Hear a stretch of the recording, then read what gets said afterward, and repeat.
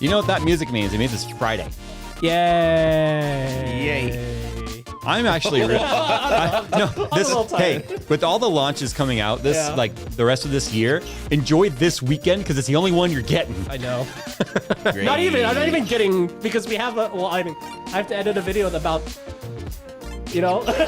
so. No, you can say it. Everyone knows that Monday is 7000 series CPU launch. Yeah. So. Yeah, and then we had to switch gears and get that video out for you guys today that we just launched. So. Yeah, that video is a few days late, but I have to stagger my content. I can't just I personally, unless it's just something like really major, I would never do a same day, like two uploads in a day. Yeah. Like unless it's like CES or something like that. Yeah, we're reviewing motherboards in. But then if you were to add together the average like video length of CES or something like that, like the same day uploads and smoosh them all together, it'd be as long as our regular like feature length content. Yeah, like I remember CES stuff being like 2 to 3 5 minutes, to 10 3 to 5, yeah. yeah. Like if we made like a 10-minute CES video, we're like, whoa, what happened there? Magashi says, Phil, I hope you've shown Jay Trombone Champ. Yes, he saw me playing it yesterday and he streamed it yesterday. And I almost beat the game yesterday. Yeah, he got that into it. I've only been like 5 songs. I only found out about it because Japman DM'd me. He's like, hey, you should thank Phil for getting Jay into the Trombone Champ because now he's streaming it. Because he texted me. He was like, you think I should stream it? And then before I could even say yes, he was like, I'm streaming it. I was like, dude, yes, thank you. It was such a change of pace. And the game has a lot of charm. Yeah, it's hilarious. And the whole game is 346 megabytes. Yeah. So I know when I downloaded it here, I was like, I blinked. At home, I hit install. I bought it, $15. It's actually kind of expensive for what it is, but I don't know. I think that's the best $15 I've spent on Steam. I've spent worse $15. I clicked purchase, and then I clicked install content, and then I was like, did it not go? And I clicked it again, and it was like, your content's already installed. I'm like, do you what? still have that pop-up that at the end that's like, you can now install your games, or you can now play your games or whatever. And it's like, before you close the pop-up, it's already installed. Yeah, it was so fast. I mean, literally, because of my connection, it probably took me 2 seconds to download it. Honestly took longer to unzip it for Steam than it did to download it. Yeah. Anyway, guys, it's September 23rd, 2022. Thanks for hanging out with us. Don't forget our Dad Bod shirts are available. By the way, our shirts are going to be coming soon. Because we have a new handler. Normally, when we have a new shirt design, they would just send us our shirts because they know our sizes. Yeah. Only that they didn't know that. Yeah. So it's fine. There's plenty. But yeah, it's kind of trying not to go too deep on any of the topics today. We just want to have fun, kind of be lighthearted. I'm drinking near beer. Actually, it's Corona, but it's still beer near that you beer. want as long as it's Corona. I thought about grabbing the Elijah Craig or the Old Forester, but literally immediately after the show, my wife and I are going on a much-needed date night. Family. So I'm going to save the alcohol for later. Family. Salute me, familia. You can have anything you want as long as it's a Corona. Yo, why's the Buster here? The Buster brought me back. That one's Vince's. Better enjoy it. I like the tuna here. Make your own damn popcorn. Fast and Furious quotes never get old. Oh my god, we all need we should do like a watch party. How many times have we said that? I know. We should get drunk and do a watch party. Yeah, we've been saying it for like. We could just leave it. We could just leave it muted. Oh yeah, we know the script by now. I'll do the sound effects. Yeah. You guys do the or we dialogue. stream it on like my channel where it's not monetized. It doesn't matter. Then you just redirect everyone. Yeah, you could just host it on your. Yeah, that'd be great. Twitch is on fire. I don't know what that means. Oh yeah, because of the. That wasn't even a topic, but yeah, remember the rev share cut that they did or whatever? The 50-50? Yeah, like a bunch of people are like I think leaving it for YouTube or something. But the rev share was always 50-50. No, they made it worse. Like I saw a tweet that was like, one guy was like, "Oh, my only thing that I got for being loyal to Twitch for 6 years was a pay cut." So I think something worse happened than 50-50. I haven't gotten any emails. 60-40? I mean, I am a partner, but I'm wondering if this is an affiliate versus partner thing. Maybe. Because I mean, if that guy was streaming for 6 years though, then I think it's something to do with like it only affects you if you make over 100K on Twitch in a year. So you make so much, we need to take more of it. Yeah, basically. something like that. Yeah. Where by you making more, Twitch makes more. Yeah. Just like on YouTube, if we make more, they make more. Yeah. You know, I think I don't know. I didn't look up any specifics, so don't quote me on that. Yeah, I believe don't crucify me. I believe that on YouTube it's a 60-40. I believe so. Yeah. I'm not entirely sure. Anyway, yeah, let's go and get right into the show. We got some good stuff for you here. Like I said, JayzTwoCents.com, the merch helps the channel and all that sort of stuff. If you want to write us later in the show, we do have a section called FTFA, which is from the freaking audience, because remember, RTFM stands for Read the Freaking Manual. And you guys can write us, and if your topics are interesting, we will add them to the following week's show. So here we go. Let's go ahead and kick it off. Phil wants to do nerd talk. Yeah, he's a I know. nerd. Well, I mean, we usually It's obvious because he has the glasses. Duh. I can only say that because probably by the next few weeks I'll be wearing my glasses. You should. Oh, that's gonna be interesting. I always think You've never had to account for lens glare in our videos, but you might have to start. Yeah. Time to bust out the circular polarizer. I know, right? We got a polarizer. Well, I wanted to start off with a piece of tech, but usually we kind of try to avoid tech. But this is a very expensive piece of tech. Not a 4090, more expensive. And it's about 1 million miles away, floating in space. And I just wanted to nerd out about the James Webb Space Telescope because I recently... Can I comment on the first stat you just said? It's about 1 million miles away. Yeah. So many people... That's only about 4 times the distance of the moon from us, by the way.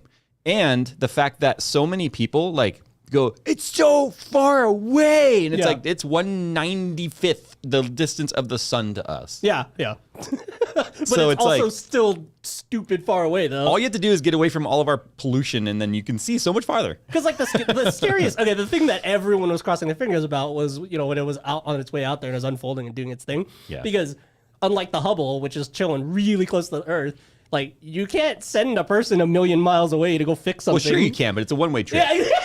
There's just Literally trained for this how this would one you, thing like, in life. Dude, the ethics of that, man. Haven't you seen Gravity? Of course you can have a person floating around in space. She made it back. But yeah, If Hollywood's taught me anything, is anything's possible. yeah, including bringing Including landing on an asteroid. Wait, what's up with Matt drilling a Damon nuke always into needing to get saved? Like the Martian, and then Interstellar. He was also like on a planet stranded. It's like, dude, stop sending Matt Maybe Damon it's a to help. space. Maybe it's a help sign for his career. I don't, I don't know. he was better stealing than being science. Matt Damon.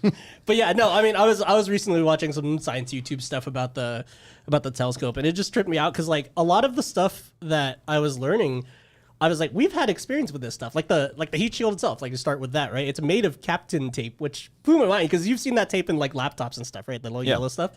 But obviously that doesn't reflect heat; it's transparent. So they had to add a 0.1 micron or 100 nanometer thick aluminum coating to it, which is like already insane. Like, think about tearing that on accident. And then, like, obviously, you know cameras, right? Like, when they're shooting infrared, it has to be cryogenically cooled. So, like, we've worked with liquid nitrogen before. That's about 196, minus 196 degrees Celsius. The operating temp of that sensor is 7 degrees above ambient zero, which is minus 266. That's cold. We should overclock with it, dude. Yeah, I mean, we could go get liquid helium. I don't know how long it would last. It would probably boil off so much faster. But No, yeah. the problem is like even with most overclocking, like Yeah. the actual temperature of liquid nitrogen, because it's always going to be higher when it's absorbing heat, but it's too cold. And then like, for the audience that are like just like, you know, obviously because we're in America, right? Like that's 158 degrees Fahrenheit colder than the liquid nitrogen we use for that stuff. Mm-hmm. Like the actual liquid, not just the temperature of the CPU, the actual stuff that we're pouring that like you can't really like you have to be safe with and stuff. you It's can handle insane. it for a few moments. Like, Yeah, you know, can just pour- don't cup your you can hand. Don't make a bowl. Okay, pour it in my hand now. What was it like Vince said that like it's like you can splash it on yourself and that's safer than if it splashes because the onto Leidenfrost clothes. effect keeps a barrier between your skin and the LN2. That always blew my mind. It just feels prickly. The problem is when you go, and you pour it on your hand, and then it bounces off the floor into your shoe or your sock. You got or some in your pant. sock that one stream, right? And you were like, I saw him jumping around, running around. It's burning me. Yeah. When it's so cold, it's described as burning. Yeah, and then think about the fact that that's like the stuff they're using is 70 degrees colder than that Celsius. It's like that's like a whole Threadripper rendering colder. Like, oh my god, it blows my mind. And then the mirror is plated in gold 100 nanometers thick, which is like, Wow. it's just because obviously the weight, right? I was gonna say, yeah. Gold is pretty heavy, but they used gold. I've only seen the animation of it unfolding, but it looks so delicate. It's just like, I know, dude. Like a scratch. how many is holes do you think are in that now? probably a few, but the crazy thing is the mirror can focus itself. That was the whole point, because they were like, no, we don't want another Hubble incident where we accidentally made the mirror nearsighted. Oh yeah, Because you heard about that, right? Yeah, Or yeah, you knew about that. So like it was a mathematical error, right? yeah, or a calibration equipment error. But yeah, the Hubble Space Telescope ended up being nearsighted, so they had to give it contact lenses. That's the TLDR of it, basically. They pulled out one instrument, they slapped in a corrective optic, and then it literally gave it contact lenses. But yeah, like That's how optics work. the fact that each mirror has like a motor system that can kind of bend it and tilt it in different ways, and the increments are 1/10,000th of a human hair. Jeez. In any direction and dimension, because and so that's how they're focusing it. They're focusing it to within one wavelength of the light that they're capturing. Wow. And then I think the most mind-blowing fact to me that I remembered from that stuff was that, because obviously we all work with cameras. Chat's commenting on how bored Nick looks. This is my default face. Yeah, so, no. Someone came to your defense and said, "This is how Nick always looks." Hey, Nick, I'm giving you a raise. Cool. Drink every time I laugh, and drink every time Nick looks bored or sad. No one will survive. they're No dead. one will survive. Speaking of Trombone Champ, last night in my stream, somebody said an awesome drinking game would be you have to take a shot for Every time the note makes you if you get laugh. an S, you don't have to take one. If you Oh, get yeah, I an A, saw it's that, 1. yeah, B, yeah. it's 2. C, it's 3. Honestly, I think the grading system's too easy, though, because it's like you could still make it sound pretty crappy and get an S. I think you should drink every time the note makes you laugh. Oh God. But yeah, Because the more drunk you get, the more you'll laugh, exactly. and then the more you're like, That's exactly why I want to play Trombone Champ drunk. first person. We wish there was multiplayer on that. I know. They need a whole trombone section. No, they need to have trombone champ, drumming champ, trumpet champ, flute champ. Flute champ. You mean marching band hero? No, marching band champ, dude. You can't use hero. Oh, yeah, marching band. I get to throw the baton if we're in a band. Oh my god. Color guard champ. Tall flag champ. Dull flag champ. Yeah, I mean, okay, so back to the telescope. It was related. Yeah, it was really. Brass looks like gold, I think, which looks like foil. the most mind-blowing thing to me is the sensitivity of the sensor, because we've obviously dealt with low light stuff, right? They said 1 photon a second. Wow. 1 photon a second, not one fucking not. That's very long. That's very long exposure. I know, right? And then it said it's sensitive enough to detect one of those Indiglo night lights, the ones that you plug in on the moon from the Earth's surface. Dude. They should do it. I know. Yeah, wait, would it Prove it. They turn it around, it just immediately blows out the sensor. Prove it. No, I mean just build another one on Earth, point it at the moon. Someone. Come on, Tesla! You already landing shit on the moon, so just throw a night stick up or night light up there, or whatever, right? and a little glow stick, and let's see it. Yeah, they already yeeted that roadster to Mars or into the solar orbit or whatever. God, they can't fulfill orders, but they can sure as heck launch them into space. To be fair, it was a first-gen roadster. Nobody cares about those. That's the one everyone pre-ordered. That was no. It was the Lotus one, the one that they borrowed the Lotus chassis for before, back when they first started the company. Still, nobody's gotten one yet. No one's They got those. The people that bought those are the ones that funded the Model S, basically. You're telling me there's actually Tesla Roadsters out there? this new one that's coming out is the second Roadster. I've never seen one, so it doesn't exist. Sucks. Get better eye. Maybe it's because you need glasses. I've never seen a Roadster in the wild, but I've seen quite a few plaids. You probably just thought it was a lease because No, I would look and I would notice. They bought the white body chassis or whatever. I would notice the emblem, the Tesla emblem. Oh yeah. Trust me. Well, it wasn't an emblem back then. It just said Tesla, where it used to say Elise, and it's the same amount of characters. Did it say Elise or Lotus? Or I'm sure it Lotus, said yeah, probably Lotus. Tesla, they have the same amount of letters. Yeah. I think that's why the Tesla logo, the word one, is spread out like that because of Lotus. What I love though regarding the James Webb photos, especially the first one that showed all the galaxy clusters. Oh yeah, when they and shot, it's what did they say? If you were to take that portion of the sky, hold it at arm's length, it's the size of a grain of sand. that's the size of a grain of it's the size of a grain of sand covering that much of the sky. Yeah, so think about that. You look up in the sky, do that, and then think of a grain of sand at the end of your finger. That's how zoomed in it is. Yeah. Haters will say it's photoshopped. Yeah. Well, I think a lot of people think it looks fake Yeah. because of the bloom, but that's because of the amount of mirrors.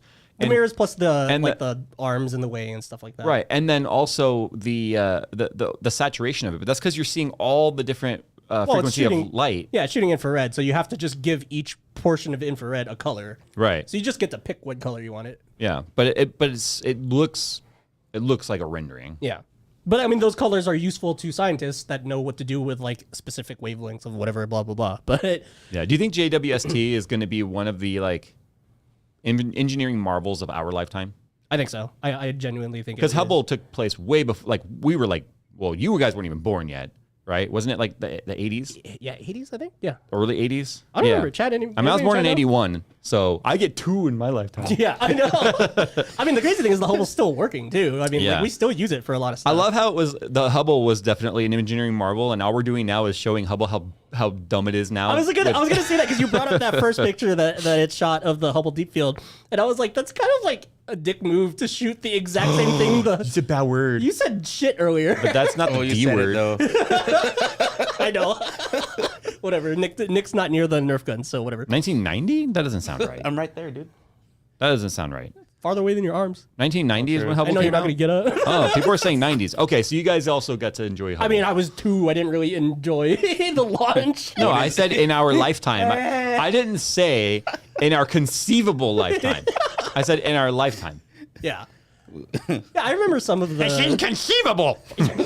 Actually, We could appreciate it because it happened in our timeline. Exactly. Your little. I wouldn't even say a blip. We don't even show up as blips in the like the length of time. Oh, jeez, yeah. I think that's the craziest thing. That's what really blew my mind because I've only this year started really kind of paying attention to like, hey, you know what? There's stuff outside our atmosphere. It's kind Yeah, of because cool. I don't just shut up about it. But to go like those lights we're seeing through the telescopes, because we can't see the galaxies with our bare eyes here with all the light pollution we have, Be sick. is we're looking like millions and millions and millions of years in the past, like hundreds of millions of years in the past. You should tell them about like how Like earlier I mentioned, like, do you think there's other people looking at our spec saying, I wonder if there's life out there? And Phil was like, if they are, they're seeing back when we were like primordial ooze tadpoles. we were little amoebas. They're probably looking at that like, oh, that'll never evolve. Let's skip that planet. Let's not warp over there. It'll be fine. Yeah. Like I said, I showed my 7-year-old space engine.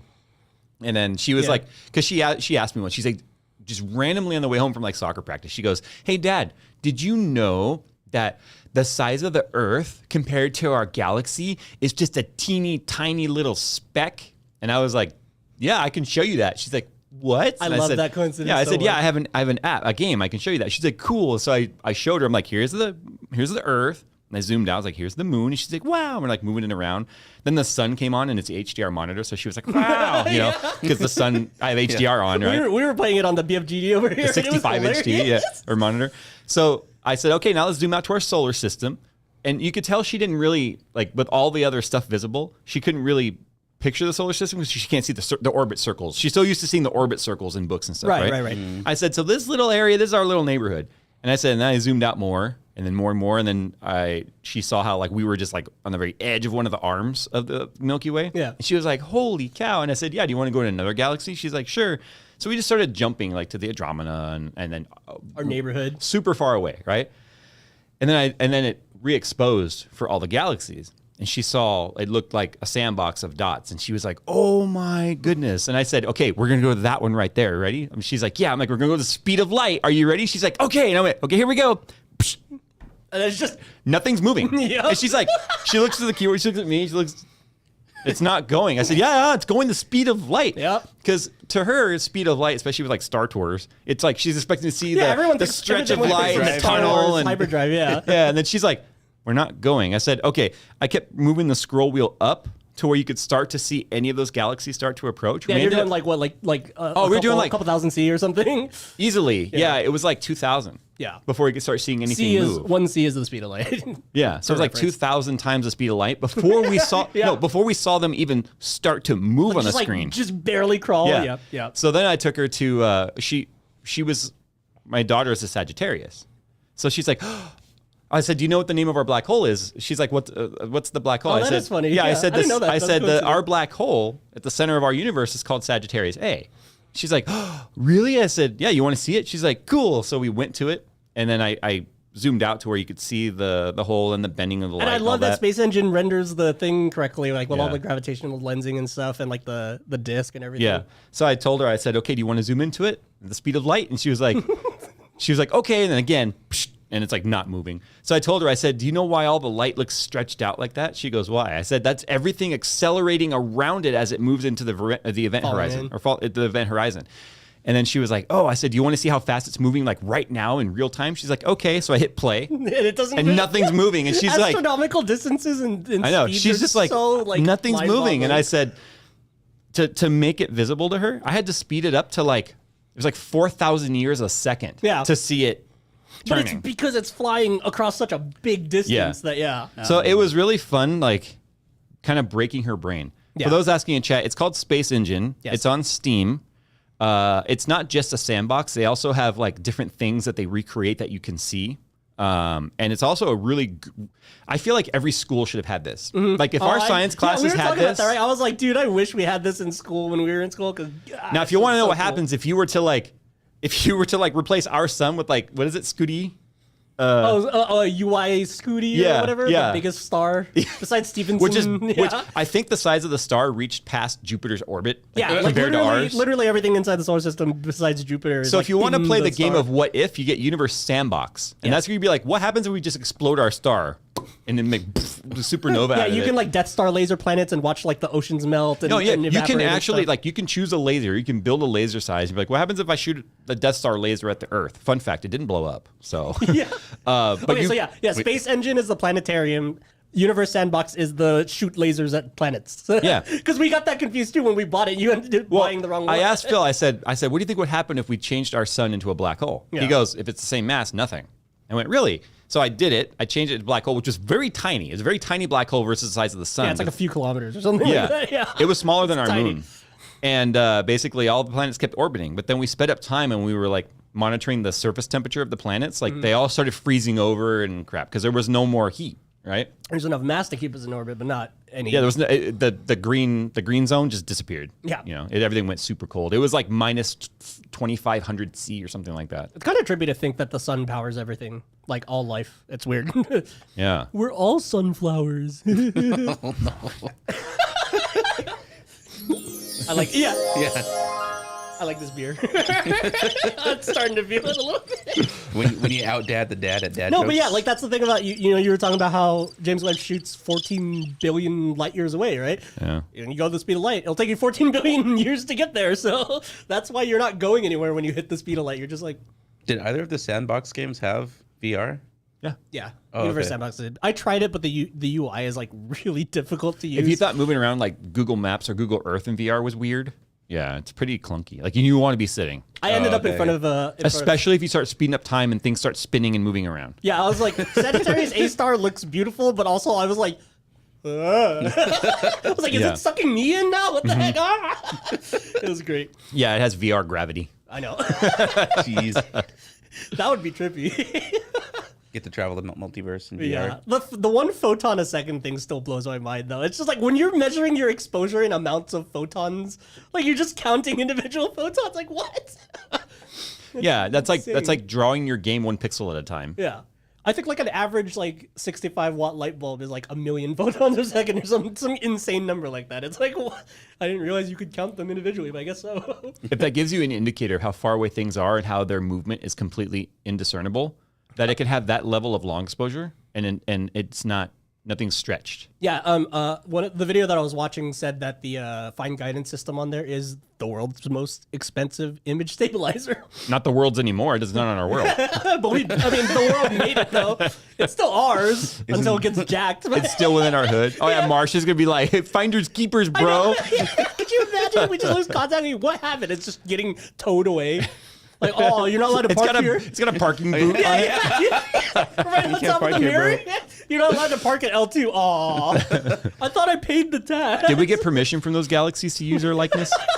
Oh my gosh. But you have to file it in a time machine because we're looking way back in time. How much did that cost to make? 10 billion, I think, something like that. 10 billion? How long did it take to make? Oh, it's like 10 to 15 years. I don't remember. It was delayed a lot, and then they kept switching the rocket or whatever. Who made it? It wasn't NASA. It was a joint. JPL was obviously involved in getting it up there. NASA, ESA, everybody. Yeah. Like all the space agencies. Space Squad. JAXA. $10 billion. That's $1 billion a year if it took 10 years. Yeah, something like that. Do you think that includes market adjustment? Like fair market value? Do you think there's a markup on that? Yeah, the delays were because they had to renegotiate because of markups. I know, right? Speaking of markups. They were waiting for the mining boom to end before they sent it up. Okay, guys, Ethereum's now merged. Let's go ahead and go. They have the power to launch it now. No, I mean, when it comes to markups, I'm just kind of like thinking, have we just been like as a society groomed over the last, I don't know, let's say 5 years? Not just pandemic. The pandemic accelerated it, the idea of markup. It let them get away with it more. But do we just become groomed to accept it when no longer is the price the price? Do you remember when you could go, and it's going to come back to cars, it always does, but do you remember when you could just go and see the price of a car and that was the price of the car? Not you get there and then there's I think you might be the only one with experience with that. I've never bought a new car, so...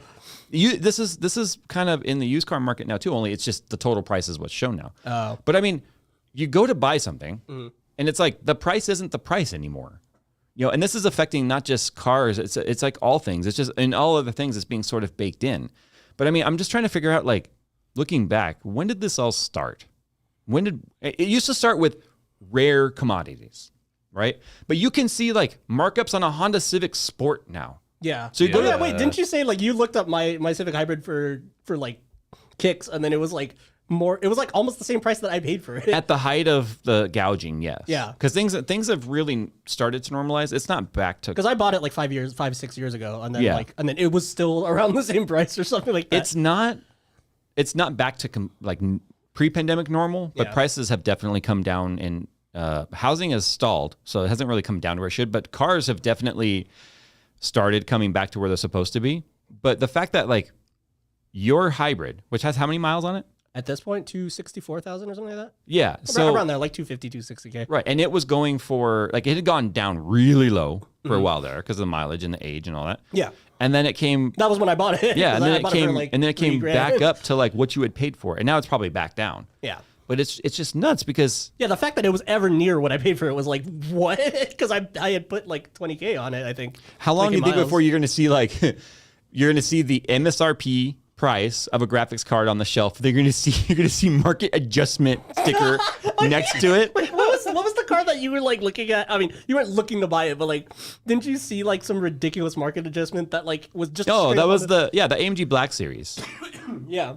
I didn't want to buy it. I didn't look at the car. My wife was at the dealership getting service done to her car, and they were in taking one. Yeah. They were, when it comes in off the truck, there's some bits they have to put on the car. There's all the plastic they have to take off the wheel protectors and all that. And they were doing that right in front of her, and it was like the matte gray, like the matte selenite gray with all the exterior carbon package, $340,000 MSRP car. But I've already told the story. She just was like, it's so pretty and stuff. I'm like, yeah, but that's a $600,000 car. And she's like, no, it says 340. I'm like, no, it's over 600. And then she went to the other side of the car, and the opposite window of where the sticker is, that said, and here's the thing that really made me mad.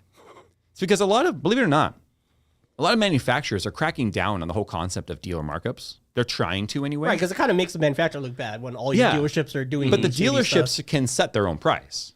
They can set their own price. It's just the manufacturer would have to choose, like, to enforce their rule of no markups. Will they actually not send the cars to them? Right. So, yeah. Anyway, it said dealer installed options. Oh yeah, that's what it said. Yeah, it said, and I saw the option. photo somewhere. Did you turn off the AC? Because it's like totally not coming back on. No, I put it to 71, like you asked.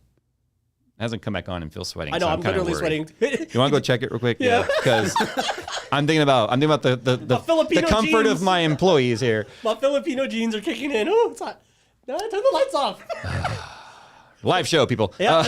So anyway. People were asking if it was live or not. Like, yeah, no, there it is. I'm lively sweating right now. Why would people ask if it? I don't understand people. I know. It literally is set up as a live show. It says live on the damn table. No, it says live. It says dad bods. It says live. I mean, it's a live stream. All right, can you rewind it on YouTube? I don't know. On Twitch you can, but no, it's a live stream.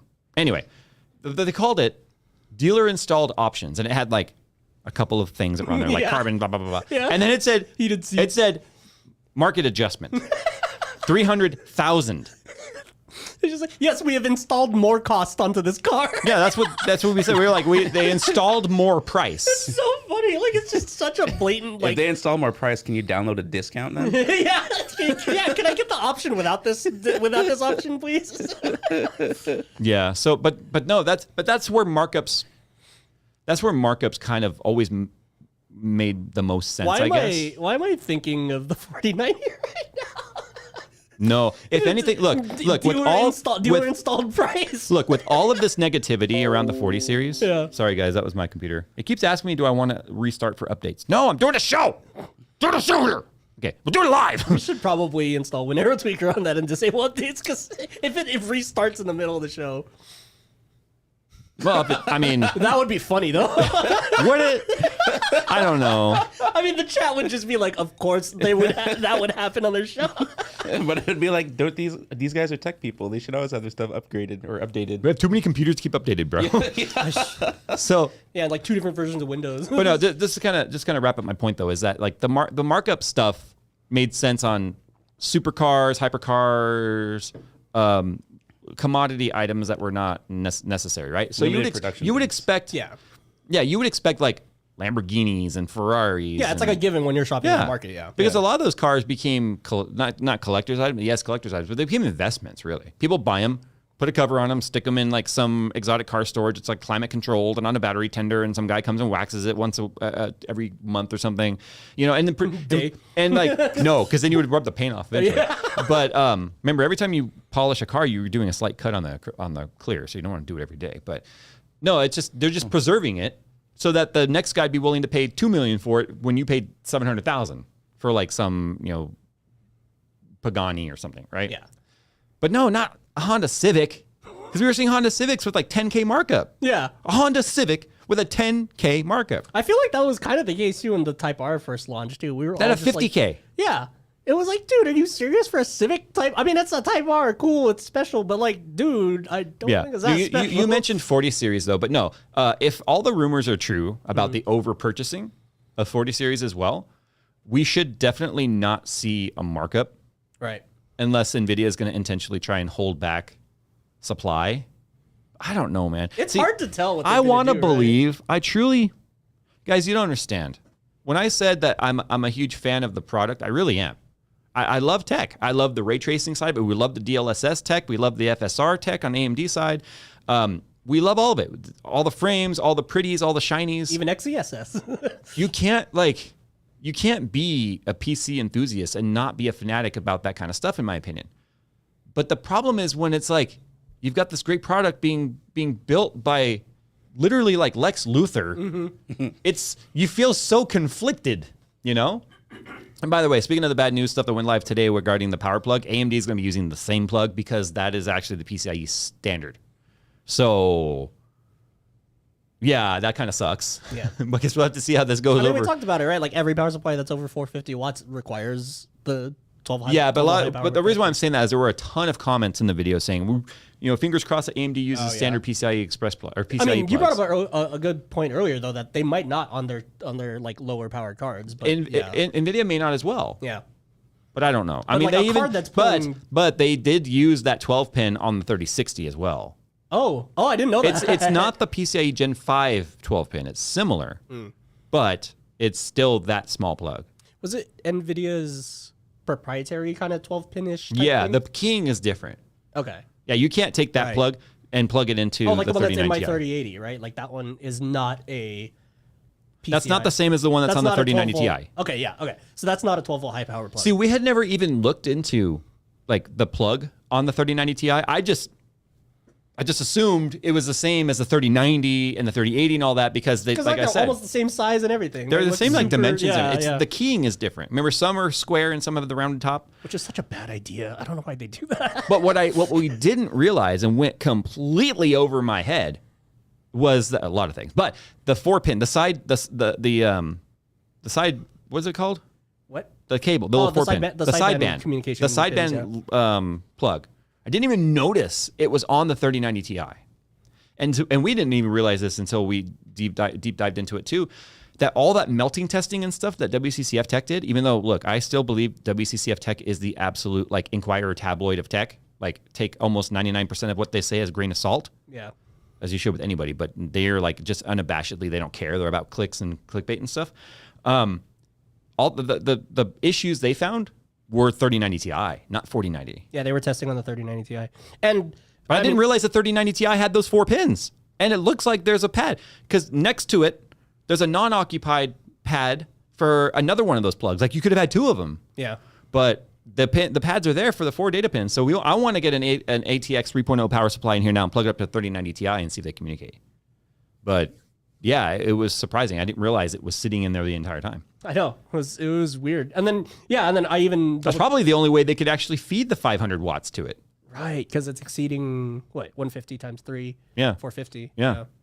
You move that slider at all, like at all, in terms of just up the power limit and stuff. It just runs away with power. Well, I guess it can pull 50 watts from the slot, but still, like it's just pulling any more than like I would say 15 watts from the PCI slot is still sketchy to me because it's just like there's so many motherboards that assume that you're just not really gonna. I just don't understand why they made it so small. This would be a question for PCIe IG. What is it? SIG. SIG. Yeah, this would be a question for them. But why is it so small? Yeah. Did it need to be? Like it's 600 watts, guys. Like that's not a like small amount of power. No, I mean, It's like this mic cable has more contact area than those pins, and it's like, what's going through this? Maybe 48 volts. Are those Mickey Mouse plugs on the 1200 watt PSUs that we have?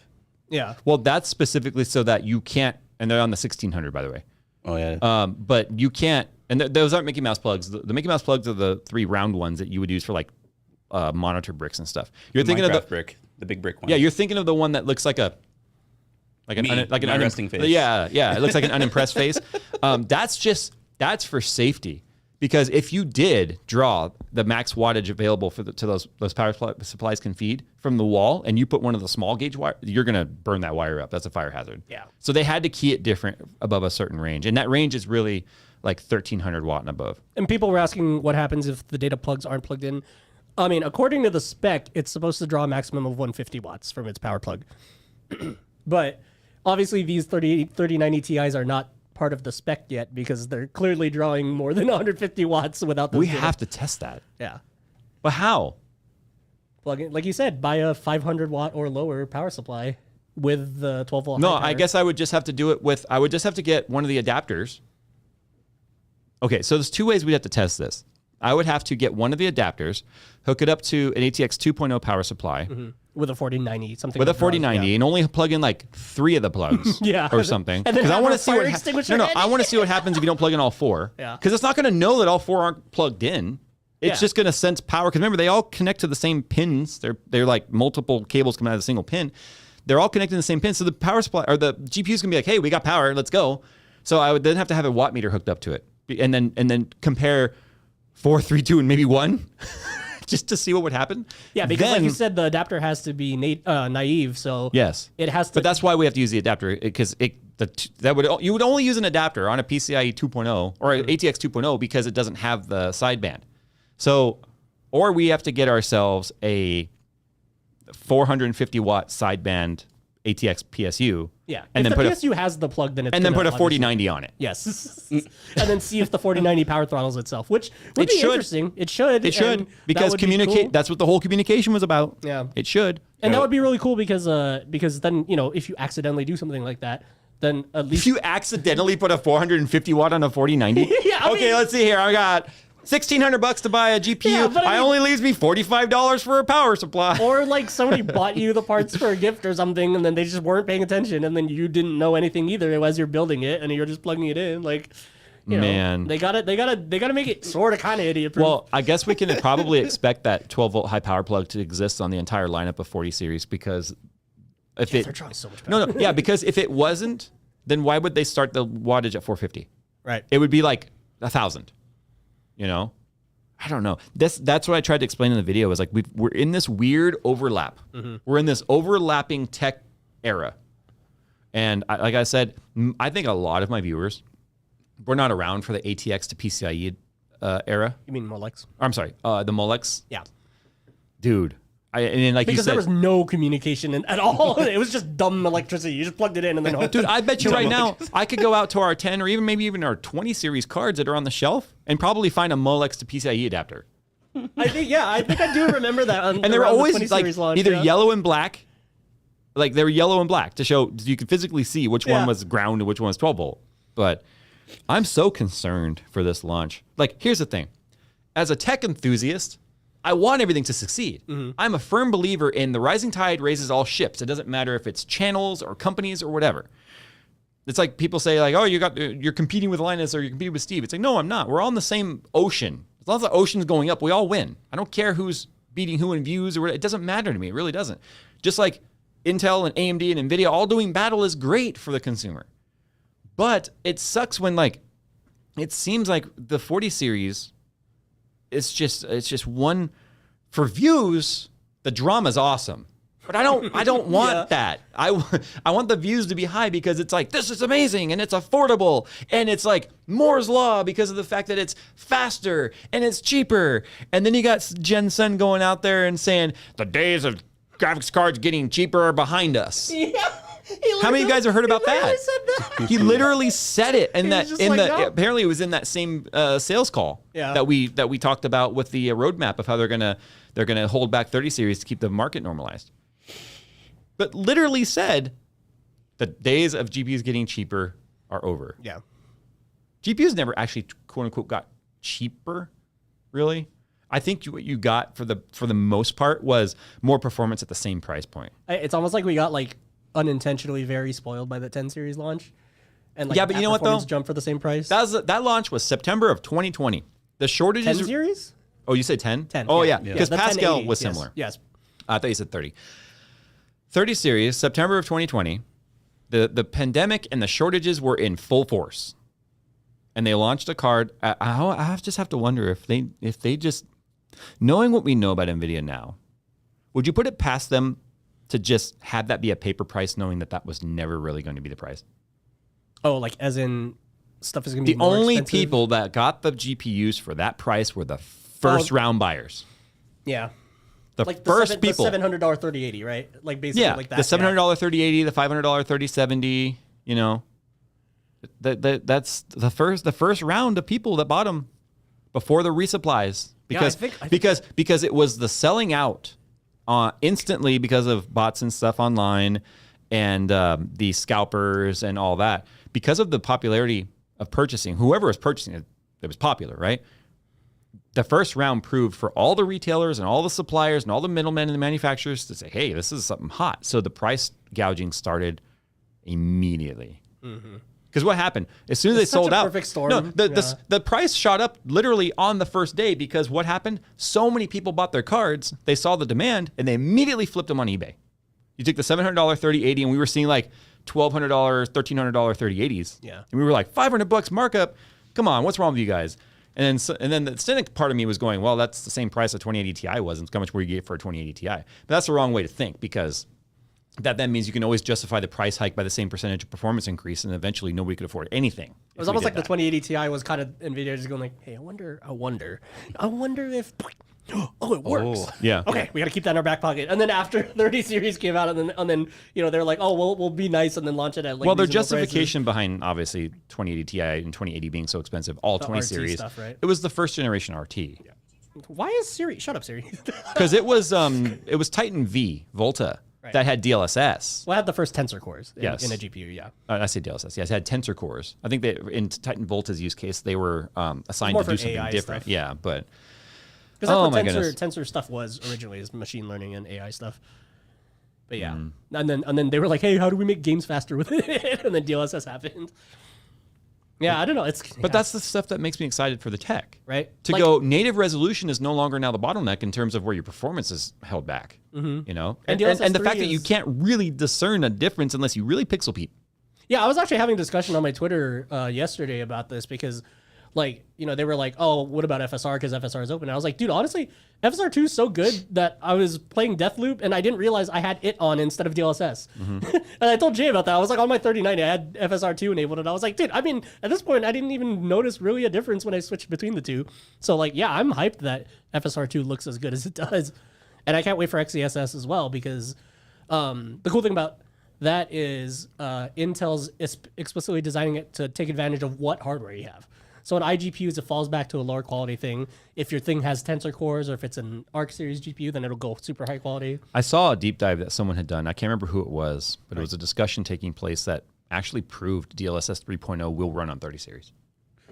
Because here's the thing. DLSS 3.0 is a superset. The only thing that doesn't run on it is the frame generation feature, which is the one that requires that optical flow accelerator on 40 series. Right. Yeah, but the other stuff like the image quality enhancements stuff are still coming down to those cards. Yeah. Well, no, this was so. I need to find the paper and we have to look at it. But there was a whole discussion taking place amongst some engineering On Twitter? No, this one was actually emailed to me. Okay. It was emailed to me to a forum link. I think it might have been Reddit. But it was actually like true engineers were saying like that actually this could work on DLSS 2.0 and that hardware. I saw a Twitter feed of an NVIDIA engineer saying that, yeah, I mean, we could run it. We could run it in regular shader code on the 30 series, but the thing is the performance hit would be the same as the gain. So it makes the frame generation pointless on 30 series, which is why they don't want to enable it. Because it's like how DLSS has how it has a fixed amount of hit, right? It's like add 2 milliseconds to your frame. Then obviously if it doesn't make it any faster, it's kind of pointless to enable it when the card can just do better without it. So yeah, that's why they made it a superset as opposed to You were looking at the list of FSR titles. Yeah. And it's actually pretty extensive now. Yeah, and a lot of The FSR 2.0 stuff. Yeah. FSR, I'm hyped for all this sort of stuff because it's cool that like, you can get away with rendering extremely lower resolutions in the case of DLSS and have it still look, functionally decent, if not really good. Yeah. Like I said it. I said this in the video that you'll see Monday. Teaser, because I mean, obviously I'm under embargo. I can't say anything, but my opinion of AMD's 7950X is so high that I've already, I said I will not be taking my 12th gen system home because it took me so long to build that because of just not, look, this is probably the first time I've not run the latest hardware at home. Like I'm still on 10th gen at home.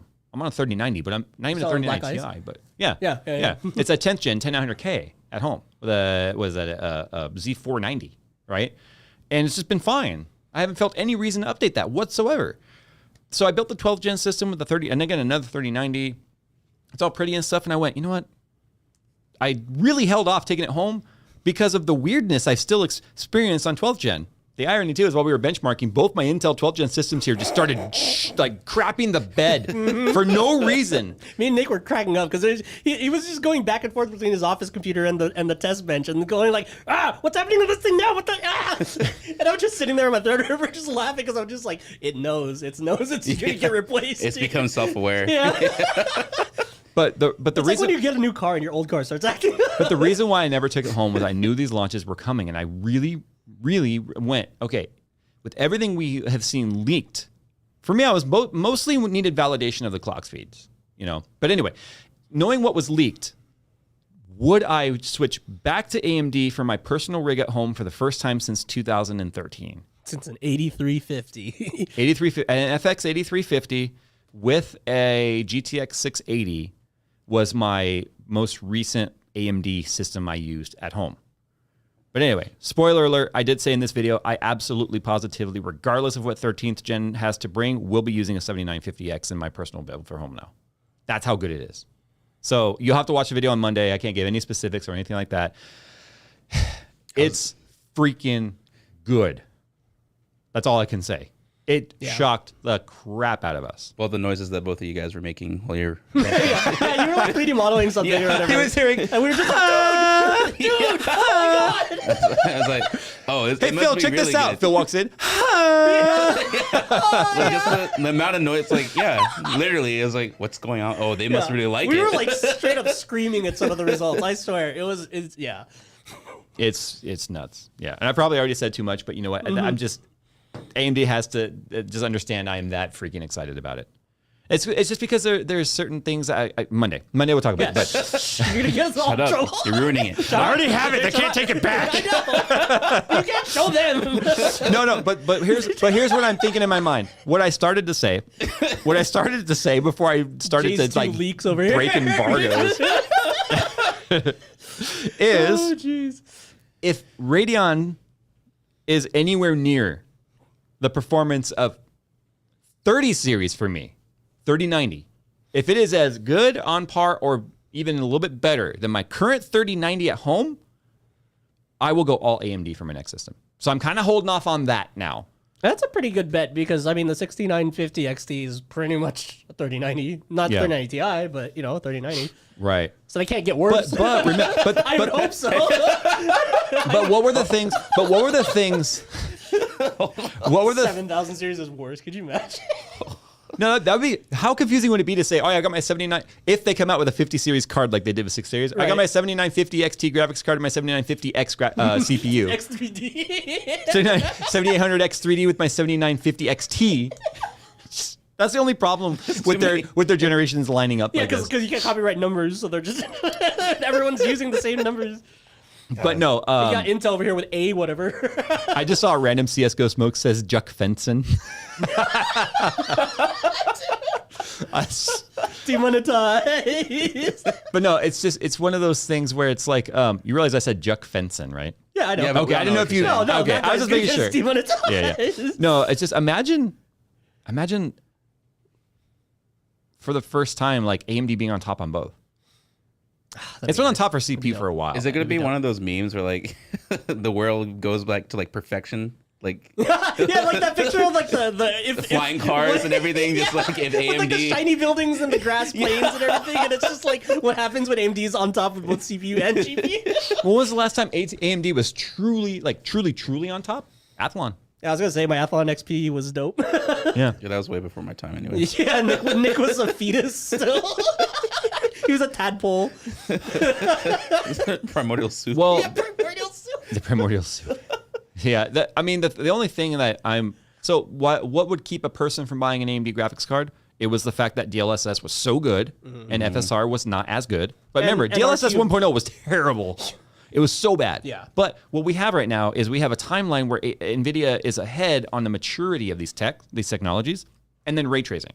Ray tracing performance on AMD was definitely a bigger hit. Like noticeably worse. Very noticeably worse. And you than didn't on want to run NVIDIA graphics FSR card. 1. Now it might be better with FSR 2.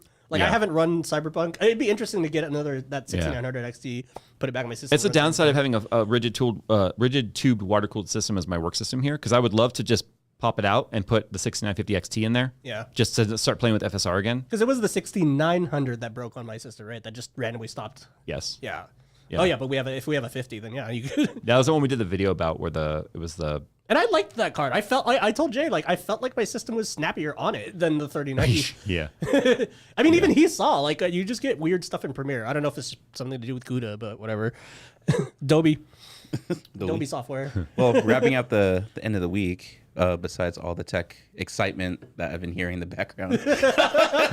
Nick's been working a lot of the week on some 3D modeling stuff and 3D printing stuff. And so he just be here. In the back. And it feels like...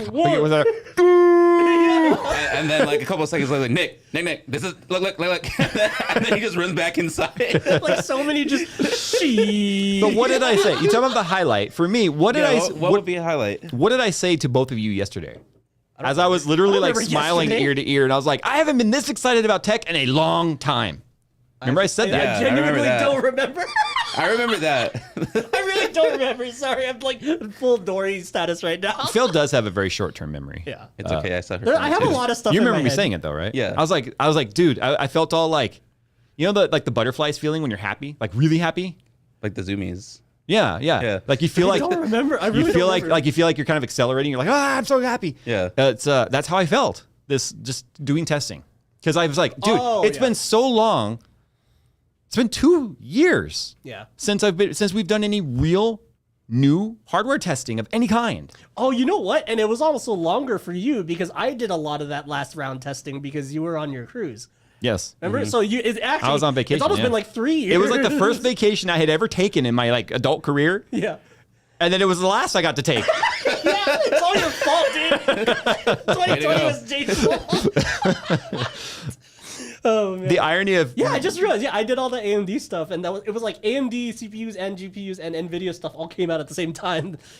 Yeah. everyone's on the same 2-year cycle right now. Well, Yeah. I noticed it too though, because you were you were a lot more into it. I was here for a week. Benchmarking, because usually you're just like, and then you're just like sitting and looking at your phone and then just staring back, waiting for it to finish. But this one, you're just like, Yeah. Come on. Come on. yeah. The last thing he was testing that hardcore was 20 series. Yeah. I was like spinning the wheel of fortune, like big money, big money. Like, No, I was Battlefield looking 1 at- was new. I was looking at the screen like I was playing Trombone Champ. Yeah. No, that's a different intensity. Everyone was What I commenting, walked "You're so into on the focused." Twitch last night was something else. Somebody said Phil has. I don't know. There's 4,000 people in here right now. You guys that don't come to the Twitch streams, man, you have no idea what uncensored Jay you are missing out on. Somebody said Phil has short everything. Not everything. He can't fall forward. No comment. It's like I have to it's like find Phil. Here's my impression of Phil falling forward. You forgot the thud, dude. Dude, this is a really expensive microphone. Oh, jeez. Welcome to the RTFM show, guys. Every Friday. Highlight for me was getting on Rocket League like after 1.5 weeks of not playing, and then just completely beating both of everybody. us. Yeah, which never like that's happened. never happened. Yeah, even he was like, "What?" I was like, "Dude, you got to uninstall more often." I Control-Alt-Deleted with the last 10 seconds just so I didn't have to see you celebrate. I was like about to make you break your day-old controller. No, Like, what did I say? Because we bought me 2 controllers Yeah. because I was like, I know one of these is gonna get broken. And when I say No, yesterday, you I'm like, wanted one controller. Me and Nick both yelled at the dude. but Like, no, 'cause two. they're the Xbox controllers and they're like the tennis ball yellow ones. I think they look cool, and I was like, I'm about to only have one green controller. That's why I told Phil like before he plugged it in, like, hey, we should date this one. That way we could see how long it lasts. I was like, bro, with how you're playing, it's gonna one day. Literally one day. Oh man. My highlight of the week, I think it's same as Jay's. Like just seeing that thing in action was just like straight up just. That's actually, but the tech honestly is not my highlight right now. The end of August, first half of September was the worst growth month my channel has ever had in 10 years. So we've never had decline, but we've always had measurements of growth. So it's like, how do we do versus this period last year? How we do versus last quarter? How we do versus last month? And it was the slowest we had, like the channel itself had ever like gained subs. Views didn't really drop too much, like not a lot. But so the way I look at it with YouTube, sub count is an indicator of newcomers liking the channel. Well, we already know with YouTube's notification system and the way I broke it down last week, notifications and subscribing doesn't mean crap in terms of being notified. Yeah, so was it like 10,000? Oh, I'll tell you again. I know we did this last week. Yeah, but it was insane. So no, it was the fact that this week has shown that people are ready for something new. They're ready for next gen, whether it's just hating on NVIDIA, hoping for AMD, whatever. I saw a lot of people excited for 40 series. There's always gonna be those people that are just like, I love NVIDIA. I've seen the comments that are like, I unabashedly love NVIDIA. Or just like us, like we just love new cool tech, right? Like doesn't matter who it's from. But this week has been like the craziest amount of growth and view counts and such that we've seen in like since the beginning of the pandemic. Yeah. And those numbers were artificial because of the fact that everyone was stuck at home watching content. It's just people were just so bored they would watch anything, including my face. So it was like, okay, the numbers Nick were don't have a choice. fun fact though. During those crazy, like our highest view count for the month during the pandemic was 28 million in a month, just under 30 million. We average around 10 to 12 normally now, but that was also the lowest advertising dollars that was ever spent at the same time because advertisers were afraid. There was uncertainty, right? Mm-hmm. So they stopped advertising and views went up. So it just like balanced itself out where it was the same income no matter what. So it didn't do anything for us in terms of like monetary growth. But no, so if I look at and this is what sucks about the whole notification thing, right? If I go to the NVIDIA expects to get away with this, right? We talked last week why we have to kind of clickbait a little bit. I'm sorry, guys. I have no choice. It's the game YouTube made, and I'm about to explain to you why. Again, there's 1.1 million views on that video since 2 days ago. That's crazy for us, right? Yeah. If I look at the analytics on that, of 1.1 million views, how many of those views do you guys think came from notifications? That means somebody got the ding, Jay's put out a video or an email or whatever. How many views do you think came from that number? And don't say a number you think is ridiculous. Like realistically, what number do you think that is? Also, we should ask chat too before you reveal it. Yeah. Yeah. What number do you guys think too? Okay, so how many? 1.1 million 1.1 in 48 hours. How many of those 1.18 or 1.1 million views do you think came from? I mean, you spoiled it for me already. Yeah. But Do you remember what number I said? Because you can't remember yesterday. it was like No. 10K, 13K, something like that. 15.2 thousand. That's such a dumb. percentage. 15.2 thousand. That's 1%, right? Yeah, a little over 1%. 1.5%. Came from We notifications. get another drink because of that. How many of those do you think came from YouTube search? People searching 40 series. Yeah, turn on the lights. Yeah. You're killing the mood here. I think I want to say less than what you're notified. So like probably 8K, 7K. No, 20,000. What? My channel popped up more by people randomly looking something up than actually being a subscriber to the channel. Is this because YouTube doesn't ask, hey, are you still watching after like the third video in? No, this is because YouTube does just YouTube. Look, and I learned this when I went to the Mr. Beast panel at VidCon when he was talking with the VP of YouTube growth or whatever, right? YouTube relies entirely on the algorithm now, 100%. You don't even get a notification about my channel unless your watch history and your interactions say you might be interested in my channel. The fact that you are subscribed, as far as I'm concerned, the fact that a person is subscribed to a channel is all the algorithm needs to know to, hey, send them a notification, right? So more views came from random searches than the subscriber feed. Here's the fun fact. 17,000 of my views on that video came from external. Do you know what that means? That means more people watched it on Twitter through my post than on YouTube. Or like like if an article links to it, right? If it got embedded or whatever. Right. Jeez. Do ads? Here's the other thing. Of the 1.1 million views, 78,000 of them came from the subscription feed. 28,000. So what? 2.5%. Yeah, almost came from the Jeez. subscription feed. 892,000 came from YouTube recommendations. And what that means is that it was served. It said, we put that video somewhere on the screen for someone to see it. Your face was ridiculous enough in the thumbnail that, Okay. that we served it. You pass the vibe. No, test. here's the thing about this. And I want new creators and people trying to grow their channels to understand this. And this is why the whole quote unquote clickbait thing, thumbnail thing exists. Yep, and why you have to play the game. Is because of the fact that YouTube, how many of you go to YouTube, you go to youtube.com, you're taken to the homepage, right? The homepage is made up of nothing but suggestions based on your watch history, okay? And your cookies and your stuff and your cache that's in your browser, okay? How much time do you spend actually randomly clicking on those videos versus like actually looking for something or hitting your subscribers?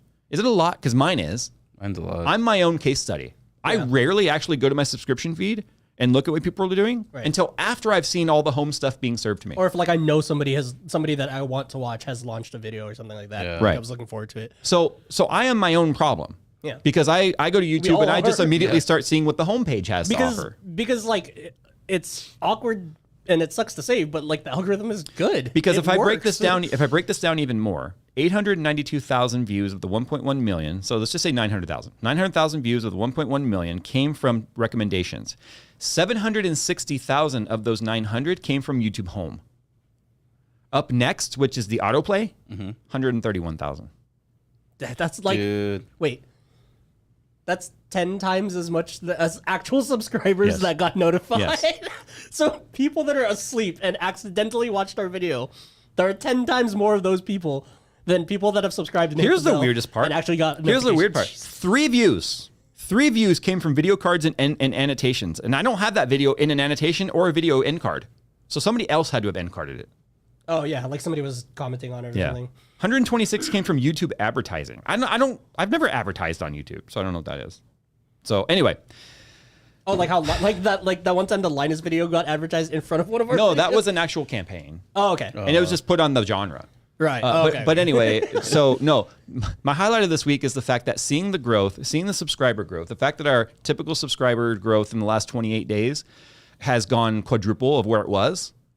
and then our view count is doing good, and the channel is like got all this new life breathed into it because of the fact that people are watching again, makes me excited to do videos again. Right. It's like a remember it's like the audience's energy of watching and interacting and feeding back to us Being gives hyped. us power and energy to keep like what are we gonna do next? Yeah. Like I've got a list on my phone a mile long now of video ideas that I have, Yeah. just because it gets triggered by the interaction of the audience. But you have to watch the videos to interact, you know. Because it was like the flip side where it was just like every time we were excited about some tech or whatever, but the audience wasn't. Because they couldn't buy it. Yeah, exactly. Yeah. And then it was disheartening because it's like, what, should we just stop talking about this? Because, like we even released videos saying that. Or like, it sucks because like, we're hyped for this tech, but also like, if no one can buy it, it's not really that exciting for the viewers, like who cares? So like those were struggles for real. Yeah. So I've basically just always treated the subscription button as nothing more than a like button for the channel. And that just gives us another bearing, another metric to say, hey, do people like the direction we're going? Right. So as long as that number is positive, which it always has been, it's never been negative, but as long as it's always positive, then it's okay. Just keep going this way. But I keep seeing in chat too, like people saying straight up that, we're watching you guys again because like the new tech is exciting and, people like it's getting less depressing. Well, I think there was generally. Well, the work from home, the learn from home, and just being stuck at home for the first year for most people, I think it inspired a lot of people to want to finally build a computer. Maybe they never had one. Maybe they want to. Maybe they had to try. But then they couldn't get it. They couldn't afford it. And those people that subscribed during that crazy growth, because our highest subscription number so my subscribers typically in a normal like scenario was anywhere between 30 to 40,000 a month normally. At the pandemic height, we were seeing sequential months of 130,000 more a month growth. And then it dropped all the way down to 6,000 during the low of people just being mad. Yeah. And like I said, in the last 28 days, that's quadrupled again. So it's crazy. Yeah, people saying I couldn't stand watching graphics card reviews when nobody can buy it. No, I get it. Yeah. I get it. I mean, but we also, that's what we do. So I couldn't stop. Yeah, exactly.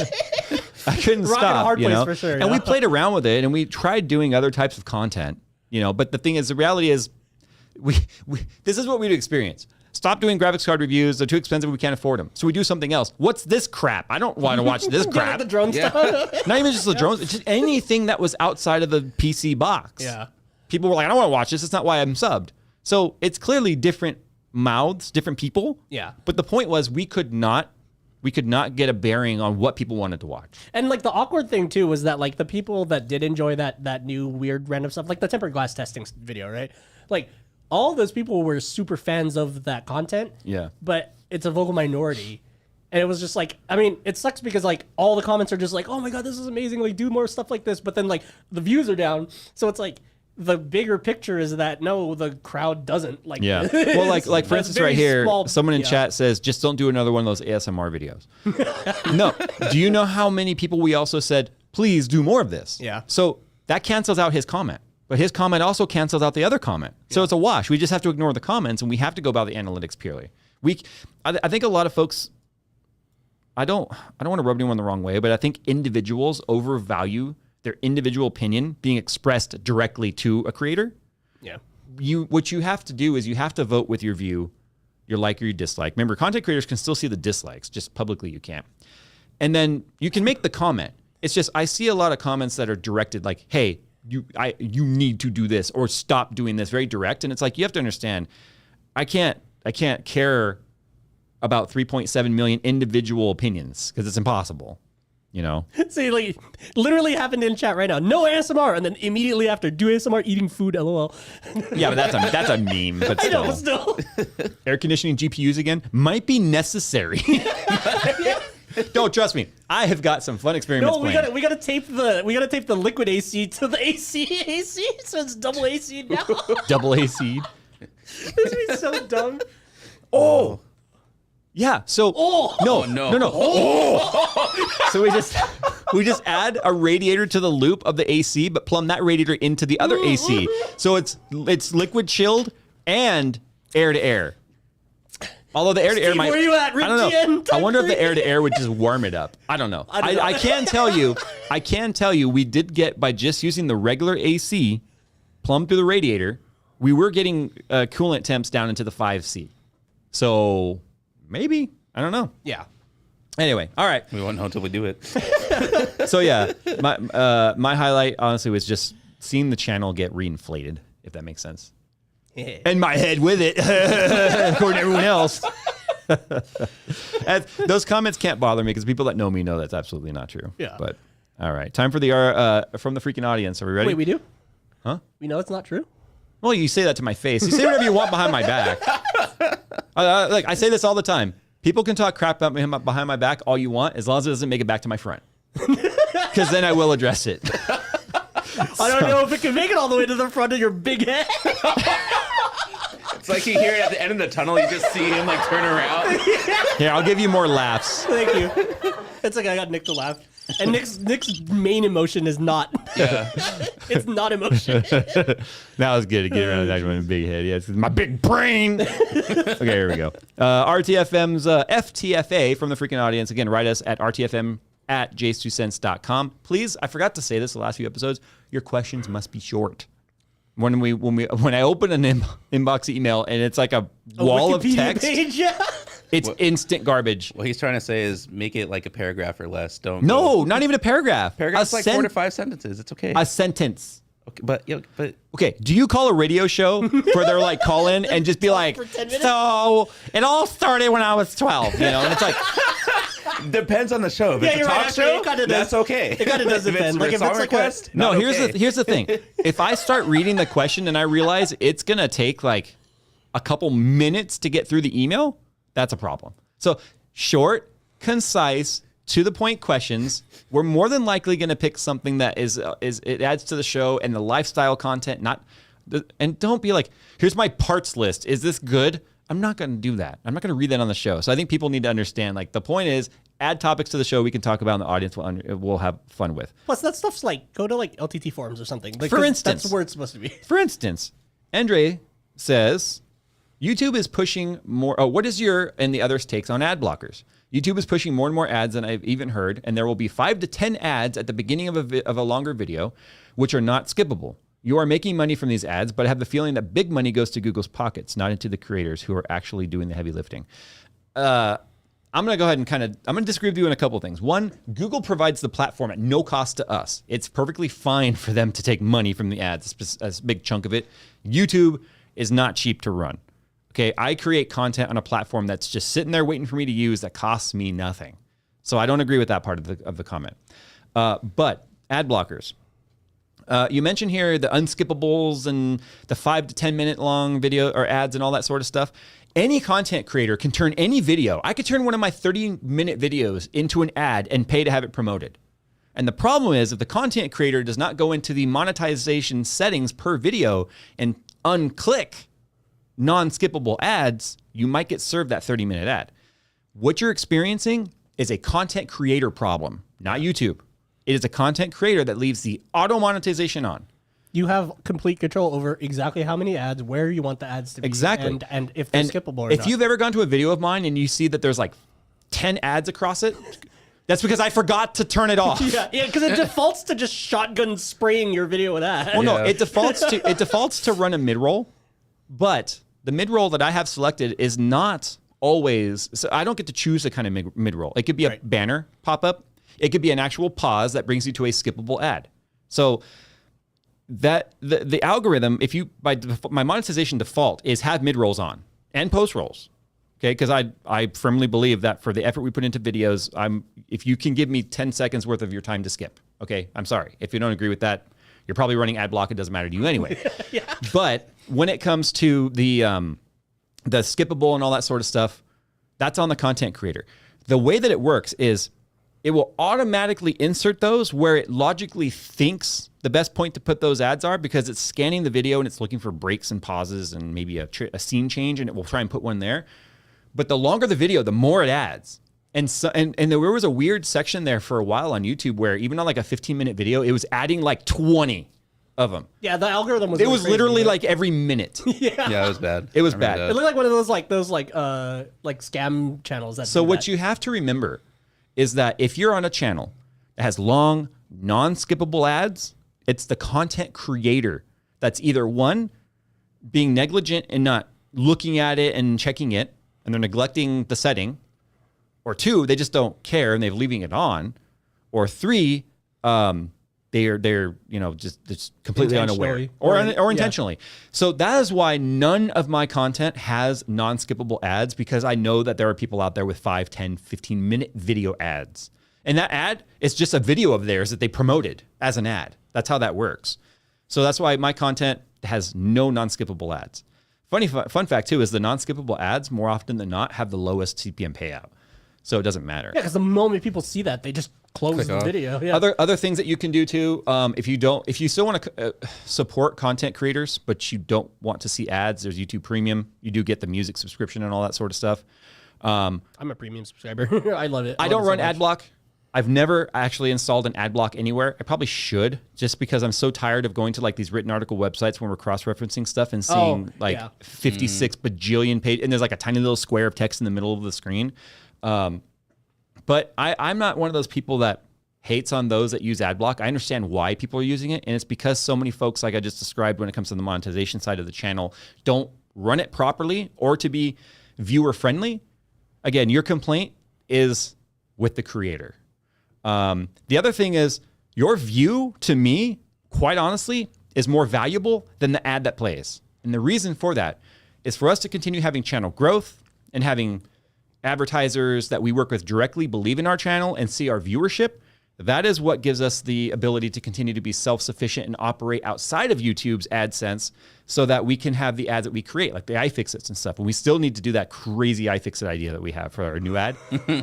Because it was pointed out recently that our ad is out of date because it says, fix the inventory problem. It's like, it's already fixed. Yeah. So Yeah, we fixed it with iFixit. So yeah, we need to update the ad, but we've got a really silly ad that we want to do. Like it's when you talk about doubling down on the iFixit silly, it's going to be bad in a good way. But so no. What I was trying to say is, watch my channel with ad block on if you feel so inclined, because again, your view to me is the most important figure of all of this. And I think for me, like that's exactly why I like YouTube Premium, because it pays based on watch time to the creators that you watch. Yeah. So I can tell you right now, though, if nobody ran ad block, if every view we got was monetized, we'd never have to make an ad. So it's a double-edged sword. Yeah. You kind of, I've seen those people complain about the ads we put in a video, which means they're running ad block, which means they want completely like zero time cost to them, content, like free cost period to watch it. And then they don't want to contribute any of their time to help us continue to be able to bring content. And those are the comments that are like, why is there an ad baked in and why is there ad block and all? Your comment is on deaf ears. I could never be more interested, less interested in what you have to say about the monetization side of the channel. But yeah, the views keep us going. Everything else is kind of secondary to that. I know that there's some content creators, smaller, shorter ones that live north of us that have had very different opinions on ad block, but that's mine. That's the way it's always been. So yeah, like for websites, I also run an ad block, but on sites that I do, or at least whitelist the channels. I whitelist channels, and well, I mean, I'm on premium, but yeah, for websites, I whitelist the ones that I do enjoy and want to support. So. Yeah, I have premium. So I have Oh, you premium. finally got it again? Well, yeah, remember my You subscription. it lapsed for like 2 years or whatever. Yeah, it ended. You're like, oh, these ads are so annoying. I'm like, what ads? Yeah, but no, I re-signed it for premium. But I need ad block for the websites. I'm telling you right now, yeah. it's bad. Yeah, All right. I don't have ad blocker on any of my stuff. I just run. They make an ad block for phone. Well, like for my desktops. I know, but I'm just wondering if they make one for the phone. Yeah. Oh, huh. Like, what I'm running. I've never ever had an ad block. Is it like a VPN? No, the iOS Safari supports like content blockers and stuff. Oh, I didn't know that. All right, moving on. Chavis says, hi, my name is Chavis, and I was just curious, what are your favorite Fast and the Furious cars? Mine is either Dom's Roadrunner in Furious 7 or Brian's Blue Skyline in Fast and Furious. Silver with blue. Oh, the Too Fast, Too Furious. Yeah, silver with blue. It's silver with blue accents, right? Yeah, no, but in the later one, he gets blue. another R34 that's solid blue. Yeah, Oh, that's, yeah, you're right, that's right, the right, Fast and Furious. Oh yeah. Yeah. So Too Fast, Too Furious Wait, is the no. silver one. He didn't. No, he got another one later. Yeah, when he comes back. Yeah. Okay. Never mind. Yes, the Skyline with the Gallo 24. I didn't know Quick and Go made a, or whatever it's called. I like the Too Fast, Too Furious Skyline and what was it? The Evo from Tokyo Drift. I don't remember that one. The one where again, and then he like crashes it on the mountain when he's trying to learn how to drift. Oh, And yeah. then See, that was for me. That was the Tsuchiya. most forgettable one. Not the car, the movie. What is drift? What's this drift? Christ. That one was probably If one you of my ain't more out of memorable control, ones. you ain't in control. Still need a dictionary? Yes, I still need a dictionary, Bow Wow. That doesn't explain anything. It's so dumb. I love that movie so much. Oh man, I'm thinking back about all the cars. For me, honestly, it was the Yanko Camaro and the Too Fast, Too Furious. I like that it has stuff for everyone too. Yeah. And it has stuff to piss off everyone. Because if it was a true, I don't know if it's a true one, but if it's a true Yanko, that's like a $500,000 car. Okay, and I'm sorry, you're not going to offer up your $500,000 pink to some like really riced out Lancer, which wasn't even an Evo. Yeah. Okay. That guy was cracked in the head. That Mustang in Tokyo Drift, was that RB swapped or SR20 swapped? It was RB swapped. RB. Right? Yeah, because the I think it was S15 that he crashed had an RB in it. Yeah. The Mona Lisa car, yeah. Yeah, that pissed everyone off. It's just I didn't know what an S15 was until after the movie. I'm like, okay, just another 240 to me. It made the muscle car guys mad because it had a JDM engine. It made the JDM guys mad because why would you put it in a Mustang? It's like, Yeah. this is It's just cool. gonna pull towards the crowd anyway. And that's why I can never own a Mustang. Not because I don't want to hit crowds. I don't want to hit crowds. I just wouldn't be able to handle the jokes. Because here's the reality. Here's the reality. Any rear-wheel drive, Give you crap. Stop giving you crap. you can find just as many Camaro and Challenger and Charger crash videos and just as many Z crash Z videos. and G. Any Yeah. rear-wheel drive. Yeah. All right. Adrian says, you talked about clickbait titles and thumbnails in the last RTFM show, and you're pretty much forced by YouTube to make them ridiculous. I was wondering which other platform you would use instead of this one. Have you ever thought about ever moving entirely to another platform or upload on multiple platforms? What platform? That's the problem. Unfortunately. Have I ever considered moving away from success? No. I haven't. DJ Khaled freaking album art suffering How many Major key alert. No, suffering Well, no. from success. How many people have tried Vessel? Vessel was a terrible concept. It was nothing but a concept of early access videos, which to me, nothing says, hey, how can we monetize the crap of our audience without doing anything for them like early access? And to be honest, it's one of the reasons why I've never signed up with Floatplane yet. Not because Floatplane is early access. Floatplane, because that's the only other platform I could think of, honestly. There were so many that came and went and are complete failures. Floatplane is a content creator's choice. What are you offering your audience? Is it early access? There are those on Floatplane doing early access where you get to watch a video on Floatplane early. I think Linus is doing that. There is, and then what it is like a week later you see it on YouTube. Well, when I think about something, I put myself in the consumer mindset because I am a consumer. It's just I consume content as well as I create it. Jeez, I don't know. I don't know why I did that. so I go, okay. If I were gonna pay money to this Floatplane creator, what am I getting for the money? I get to watch it a week earlier. You know what? I like money, so I'll keep it in my pocket and I'll just watch it when it comes out on YouTube for free. That's the way I think about it. So the I'm not early that hype for a graphics card review. that's right? why I Yeah. never. Well, no, no one that I know of on Vessel or Vessel. Wow, Floatplane.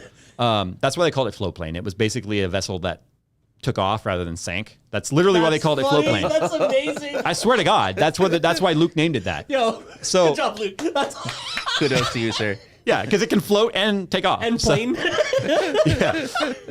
So, anyways, Oh, man. so for that model doesn't work for me. But for when it comes to like day one launches and stuff, I know for a fact like Linus and I think Kyle's still on Floatplane. I don't know. They do like simultaneous, right? For me, it would go the same reason why I don't have a Patreon, because Patreon is a way for people to be able to directly contribute. And by the way, Right. Patreon is not a video platform. So Patreon's not even a possibility of replacing YouTube. But what do you get for being a patron?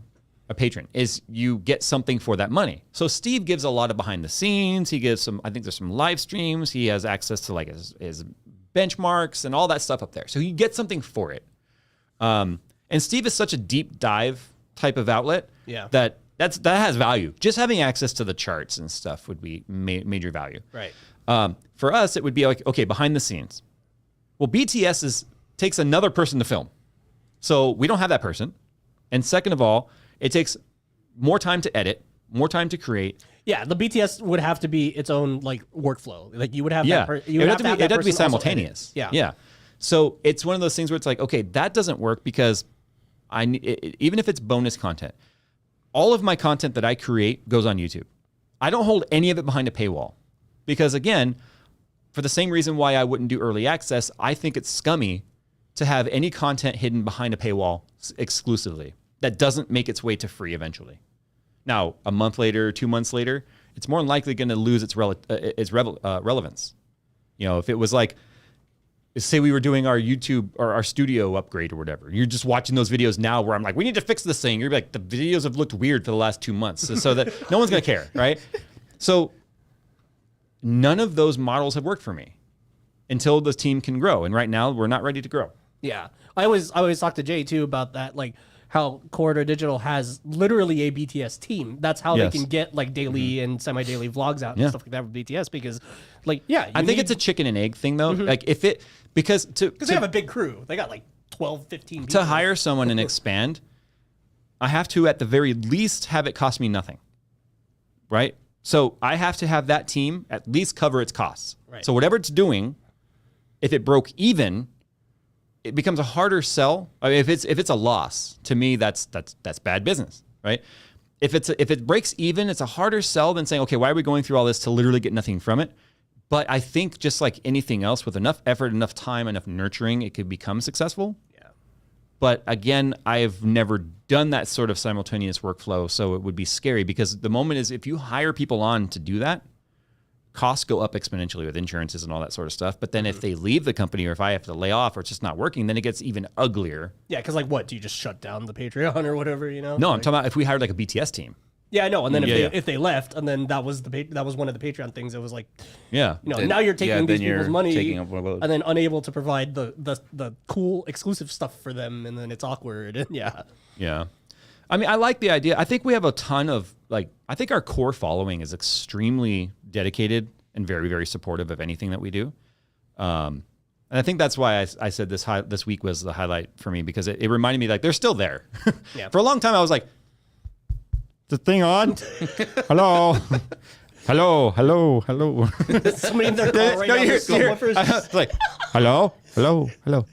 Show us your boobs. Like that's basically like that's what I was expecting. I mean, half the chat's saying OnlyFans, so I don't know, Jay. I'm not going to join you on that endeavor, but no, this week I'm not filming it either. Whatever floats your plane, bro. Whatever floats your plane. Whatever only's your fans, bro. Dude, I don't need a cameraman for that. Insta360, bro.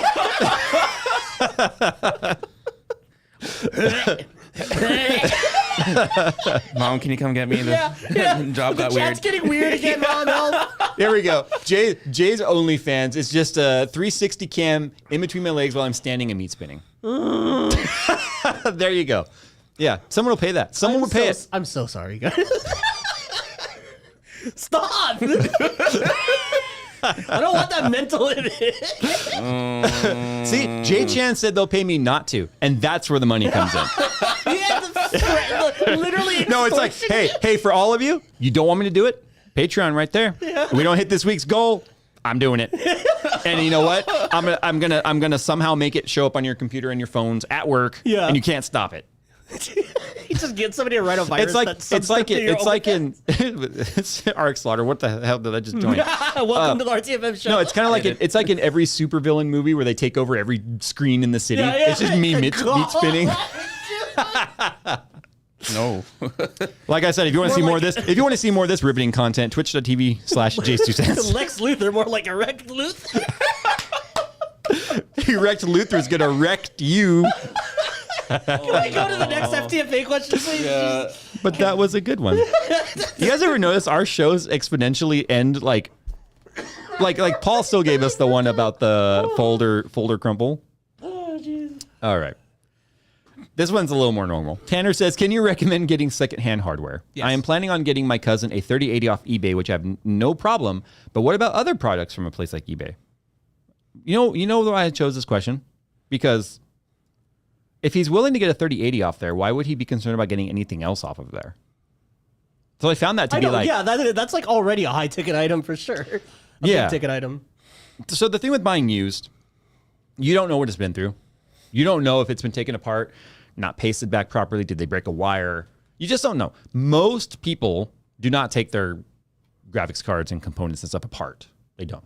Yeah. But you still don't know, like, are they hiding the fact that maybe there's a bent CPU pin? You know, make sure you get photos of. So if I was going to buy something from eBay, if it didn't have at least photos where I could easily see the PCI slot to see the pins, right? If I can't see the CPU socket, again, if it's LGA to see those pins, or if it's like an AMD PGA CPU, can I see the pins on the CPU? Are there any bent? I might be looking for any sort of physical damage. You know, but the thing is, like, a lot of people are like, I would never buy a mined on card. A lot of data shows that mined on cards, if they're mined on quote unquote properly, there's no degradation to them. But how many people truly mined on them properly versus those that were just like trying to get into Ethereum because they wanted to make some money, but they really were not properly tuning the card. So they're running full speed, full voltage, full load the entire time. Yeah, because you undervolt because obviously it costs you Power. less. Yeah, it costs you less in electricity. But those guys could have been mining on somewhere where the electricity was free. Yeah. And then at that point, you're just like, screw it, send it. It's just 100%. So in power. one of the video ideas that are actually on my phone here, because the used market is so flooded now, is I and you guys can go ahead and kind of like maybe push one in chat if you want me to do this. I want to do basically a little, not a series, but a single video where it takes some time to film. It starts with me basically looking on eBay, looking at the parts, and building a system that I buy off eBay, ordering it, having it come in, and then building it and testing it and comparing it to the data that we know is good to see like, okay, this 3-generation old PC, this is how it's performing. This is what it cost me. It all worked. It didn't work. Was there a drawback? Was there anything hiding? Like, Right. I feel like just doing a start to end video of buying used and trying to get the best deals. You know what I mean? That's what I want to do that. Because how do you step back? That's a realistic scenario. How do you for a step lot back of into people. that real consumer experience of like, okay, I can't buy new. There's a lot of ones. I can't buy new, but I can afford to buy used. But I'm scared. You also I'm can't scared. ask Will it new. work? You know, to be honest, You the can't best call somebody and then have it be new. the best time to buy used hardware is right on a generational jump. Because that's when people like that are enthusiasts and are going to buy the new stuff no matter what. That's when they're offloading, and they more than likely took care of their stuff if they're buying the newest stuff again. Yeah, I got my 980 Ti when the 1080 Ti launched, and I was just like, I got the new 80 Ti, guys. Oh wait, I was wrong. Oops. But no, I got a great deal on that 980 Ti. Yeah, I I don't don't think. sub $200 or something. Yeah, I mean, it's also going to. If you want to know if somebody, here's a quick way too. You can tell if somebody is mined on their cards and they're trying to offload a mining farm. Click on their name on eBay. Look at all their other listings. How many of them are they selling? Yeah, if they have 10 of the exact same like Postings. 3080. Now, if you only had like 3 or 4 or whatever, if you were smart, you'd list one at a time. Because if you just put all 4 up, you're going to be flooding the market like anyone else. You're just driving the price down.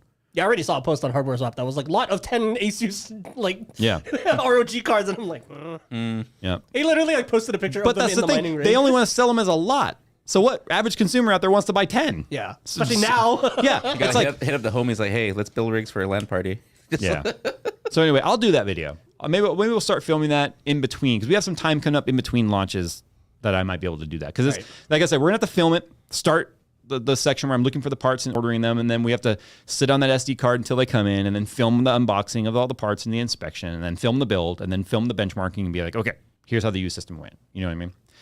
But speaking of used, we have used up all of our time on the RTFM show here. The segues are getting good, right? They're really smooth. Yeah. So, all right, guys, we hope you've enjoyed your week. We hope you guys have a great weekend. Remember, if you want to write us, rtfm@JayzTwoCents.com. You can get your Jayz2Cents merch. The Dad Bod shirts is our current new shirt. New blank, super soft. I mean, I've gotten actually a lot of compliments on this blank versus our previous. So I appreciate that. But you guys can check all that out on JayzTwoCents.com. And remember to check out our previous episodes. All the audio files are up on Spotify, Apple Music, Google, all that. And then all the VODs are obviously right here on YouTube. So with that, I'm out of here. Anything you guys want to say? Keep the question short. Yes. Oh wait, please. look at this on the shirt though.